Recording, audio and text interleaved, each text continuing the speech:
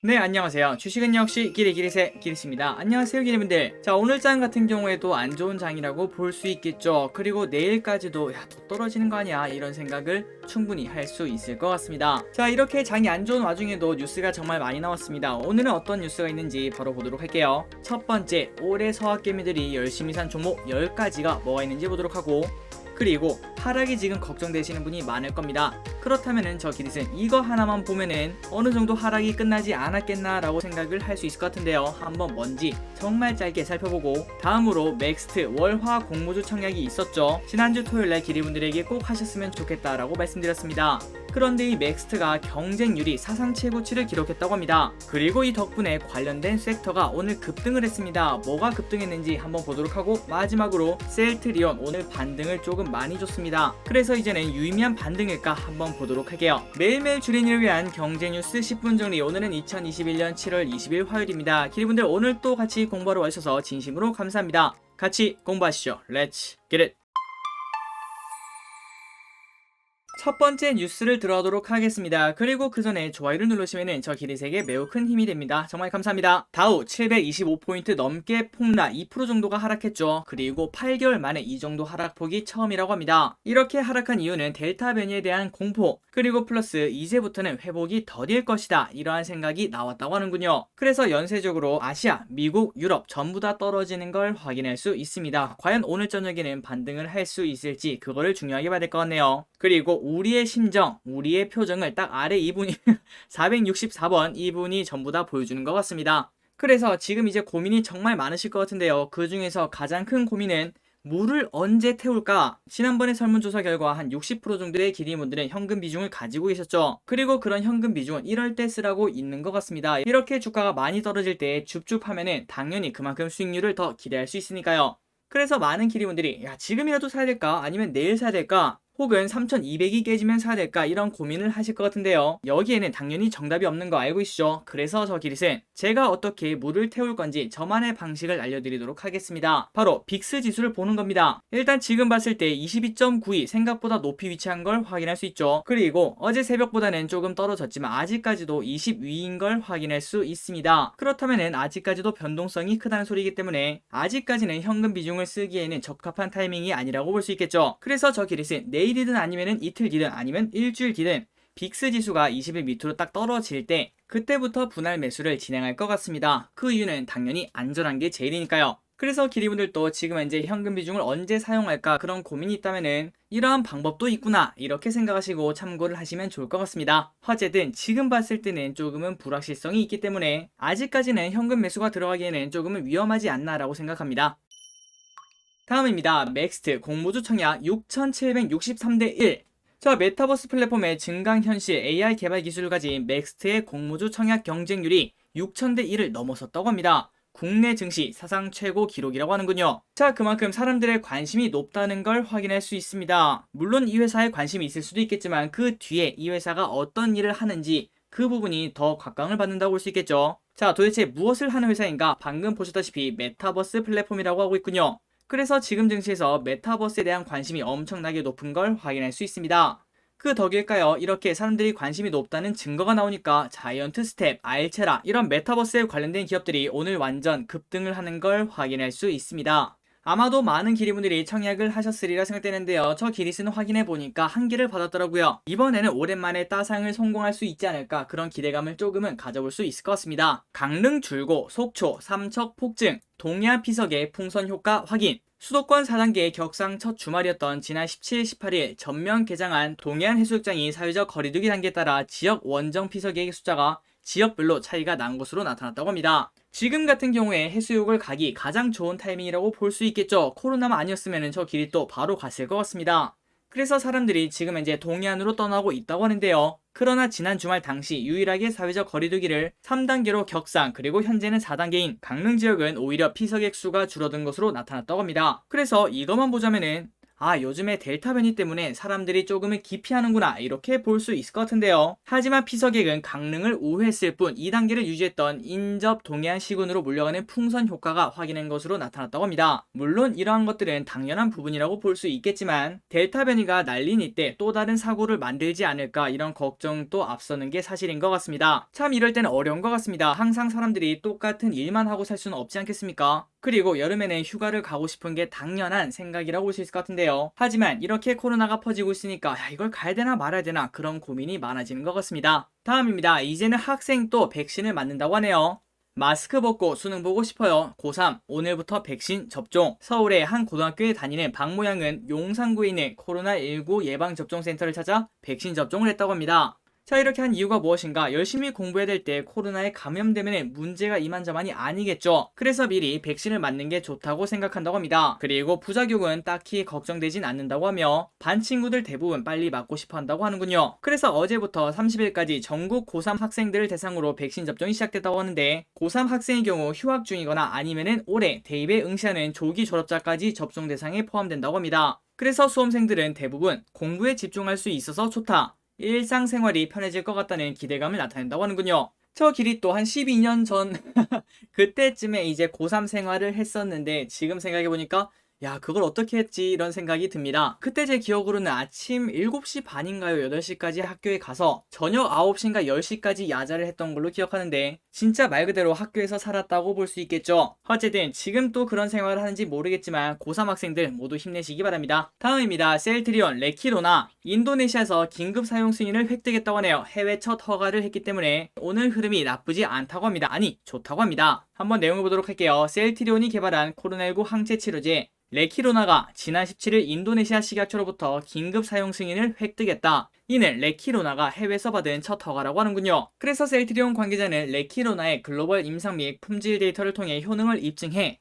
인도네시아 식약처로부터 긴급 사용 승인을 획득하게 됐다며 이를 계기로 레키로나의 수출 협의도 더욱 탄력을 받을 것으로 기대되며 신속한 글로벌 공급에도 최선을 다하겠다고 전했다고 합니다. 자, 그래서 한번 차트를 보도록 할게요. 셀트리온 최근 들어서 바닥을 다지는 흐름을 보여주고 있습니다. 하지만 그게 조금 오래됐죠. 2개월 넘게 거의 3개월 가까이 오른쪽으로 쭉 기는 모습을 보여주고 있는데요. 하지만 저 기릿은 이렇게 하락하는 걸 멈추고 오른쪽으로 기는 거는 충분히 고무적인 상황이라고 생각을 할 수 있을 것 같습니다. 그리고 오늘 장이 안 좋은데도 불구하고 이렇게 거래량이 실리면서 이평선을 뚫고 올라가는 차트를 만들어냈기 때문에 앞으로의 흐름을 같이 기대해볼 수 있지 않을까 이렇게 생각하고 있습니다. 그리고 단순히 차트를 넘어서 셀트리온의 호재성 뉴스가 조금 더 많이 나와 쭉쭉 올라갔으면 좋겠습니다. 다음입니다. 차 없어도 차박은 해야죠. 빌려서 카캉스하는 MZ세대. 차가 없어도 차박할 수 있다. 카쉐어링 업체들이 자동차부터 캠핑 용품까지 전부 준비해주기 때문이다. 그래서 특히 차를 마련하기 어려운 MZ세대들에게 특히 인기라고 하는데요. 여기에 역대급 폭염과 그리고 코로나19 재확산 때문에 시원하면서도 그리고 남들이랑 분리되어 있는 카캉스가 각광을 받고 있다고 하는군요. 그래서 관련 업계에 따르면 카쉐어링 업계도 이에 발맞춰 진행 중이라고 합니다. 캠핑이면 캠핑, 영화면 영화 이런 식으로 개조한 차에 대여 서비스를 제공하고 있다고 하는군요. 그래서 최근 이런 식으로 많이 꾸며놓는다고 합니다. 이거 같은 경우에는 셀토스라는 차량인데 우리가 차 안에서 생활한다고 하면 전고라고 하죠. 차의 높이인데 그 높이가 낮기 때문에 머리를 막 부딪히지 않겠습니까? 하지만 이 차는 그거를 개조해서 이렇게 높이를 높였다고 하는군요. 그리고 차 안에는 이렇게 밝은 날에도 유리창문을 이렇게 막을 수 있고 영화를 볼 수 있는 그런 빔 프로젝터도 설치하는 그런 흐름이 나오고 있다고 합니다. 실제 차박, 차 큰 이익을 가기 위해서는 준비해야 될 물품 등이 당연히 많은데요. 이런 준비물까지 차량과 함께 제공한다는 점이 확실한 장점으로 느껴진다고 하네요. 또한 카캉스에 적합하지 않은 세단을 갖고 있는 사람들 정말 많죠. 50% 이상이라고 볼 수 있을 것 같습니다.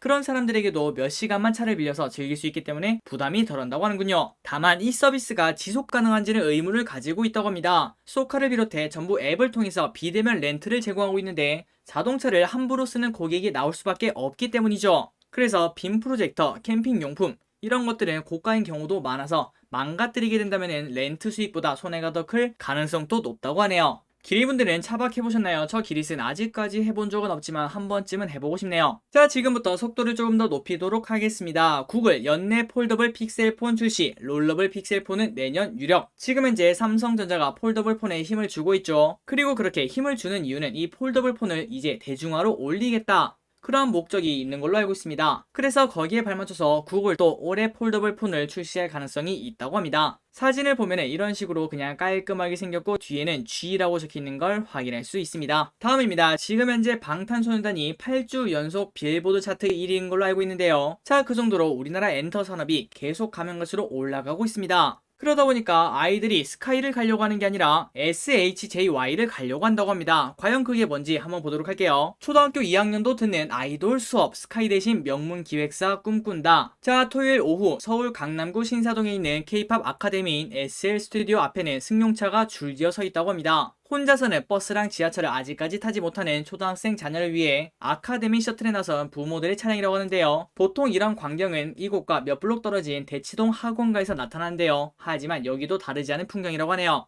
그리고 이 아이들은 K-팝 아카데미에 다닌다고 하는데 여기서는 국영수 대신에 춤과 노래를 배우고 우리가 어렸을 때 꼭 가고 싶었던 스카이, 거기가 아니라 SHJY, SM, 하이브, JYP, YG 여기 같은 유명 엔터 회사 연습생을 꿈꾼다고 합니다. 이렇게 우리나라의 엔터의 위상이 올라가게 되니까 이렇게 빠르게 아이들이 아이돌을 되는 걸 원하는 걸 확인할 수 있네요. 다음입니다. 서학개미 상반기 239조 거래 상위 10개 종목 리스트를 먼저 보도록 할게요. 첫 번째 테슬라, 그리고 두 번째가 정말 놀랍게도 게임스톱이 2등인 걸 확인할 수 있습니다. 그러니까 우리나라 야수들이 미국까지 간 걸 확인할 수 있죠. 3등으로는 애플, 4등으로는 디렉시온 데일리, 세미컨덕터, 불, 3X, 5등은 AMC, 다음으로는 처칠 캐피털, 펠렌티어, 뱅크 오브 몬트리올, 아마존, 엔비디아 순으로 매수와 매도를 했다는 걸 확인할 수 있습니다. 분명 작년까지는 시가총액이 높은 빅테크 기업들을 많이 사는 걸 확인할 수 있는데요. 그런데 올해 상반기에는 게임스톱,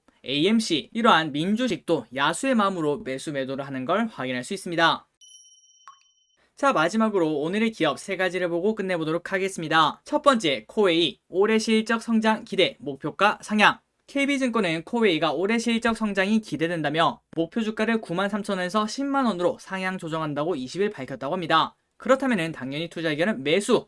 코웨이의 올해 연결 매출과 영업이익은 각각 12%씩 성장할 것으로 예상되며 국내 영업이익은 2%밖에 증가하지 않겠지만 하지만 해외 영업이익은 45% 큰 폭으로 증가할 것으로 말했다고 합니다. 참고로 해외 영업에서는 미국에서는 조금은 감소하겠지만 말레이시아가 엄청나게 급증할 예정이라고 합니다. 자, 그래서 오늘 같은 장에서도 코웨이가 상승을 해냈습니다. 유의미한 상승이라고 볼 수 있겠죠. 여기서 목표가까지는 분명 20% 넘는 상승 여력이 남아있습니다. 한번 공부해볼 필요가 당연히 있겠네요. 다음입니다. 어제 같이 공부했죠. 반도체 기업들이 지금 현재 메롱인 이유, 그러한 이유 때문에 SK하이닉스 목표가가 하향된다고 하네요. 한번 보도록 하겠습니다. 자, SK하이닉스 호실적에도 불확실한 전망이 발목, 목표가 하향. 유진투자증권은 SK하이닉스에 대해서 2분기는 물론이고 하반기 실적도 양호할 것으로 예상되지만 정말 아이러니하게도 주가는 가지 못한다고 합니다. 그 이유는 바로 시장이 내년 상반기 리스크를 염두에 두고 메모리에 후한 밸류에이션을 주지 않는다고 평가했다고 하네요. 그래서 목표 주가를 16만원에서 15만원으로 소폭 내려잡는 한편